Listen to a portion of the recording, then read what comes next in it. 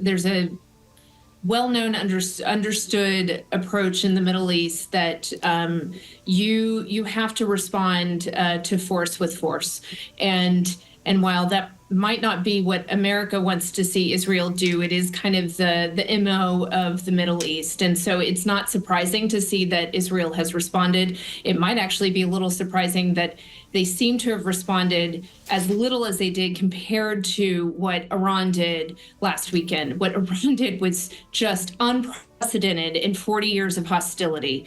They broke all of the rules that have governed the shadow war that these two hostile entities, Iran and Israel, have operated by for the last 40 years. And so it could have been much worse in a sense of they were justified in something that was comparable to what we saw Iran do. But so far, and we still don't know everything. We're still waiting on confirmation on potential happenings in other parts of the region. But so far, it looks very measured what we saw happen tonight. And we don't know exactly what the targets are. We don't know about casualties yet. But compared to at least the numbers that we saw from Iran last week, this is very small.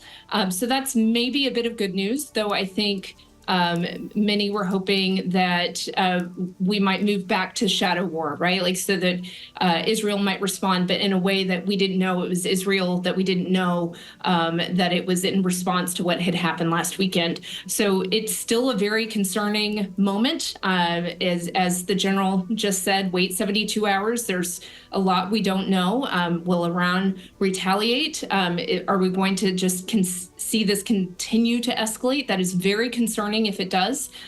We really are in an unprecedented moment, and it is a precarious moment for the world, including the U.S. homeland. You used words like small and measured with regard to the response from Israel tonight. I'm curious what we do know about the response.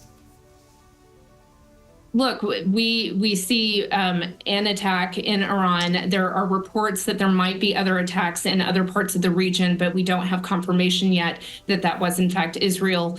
And in the fog of war, it is difficult to know what is on the ground, what is actual fact and what might be fodder or what might be speculation. So we really are in kind of a wait and see mode.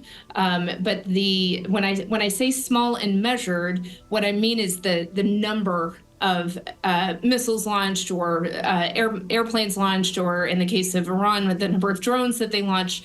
What they launched was rather unprecedented, and we heard last weekend how surprised the U.S. government was, Israel was. Certainly when I was hearing the tallies come in, this was not what we expected. We expected a few missiles, maybe some drones. We weren't expecting 300, right? Like in many ways, what happened last weekend not only was surprising that it was coming directly from Iran and no longer the proxies, but just the sheer size of the attack. What we have here tonight appears to be much more targeted. The volume of actual firepower seems to be lower, but we don't know, and we don't fully understand the actual impact. We don't know what they targeted. We don't know what the outcome might be if there are any casualties. So it could still be a sizable response based on that impact. I'm just really more talking about the volume of firepower that we have so far, what we know happened tonight.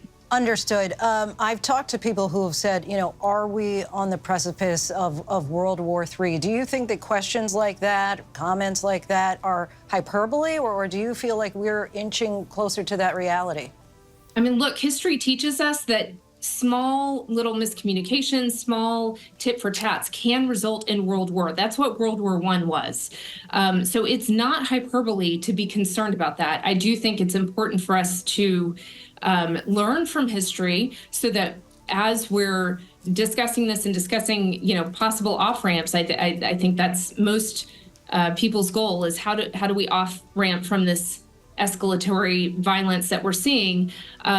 It's not to say that we don't need to hold the line. I think there's an argument, and perhaps this is where Israel is coming from, that when you have Iran disrupt kind of 40 years of this is our MO, this is the way that we fight against each other, and it's in the shadows, and it's through proxies, and it's not directly from one territory to another. When such a setting is disrupted, that you kind of need to reset and you need to push back enough so that they know they can't do that again.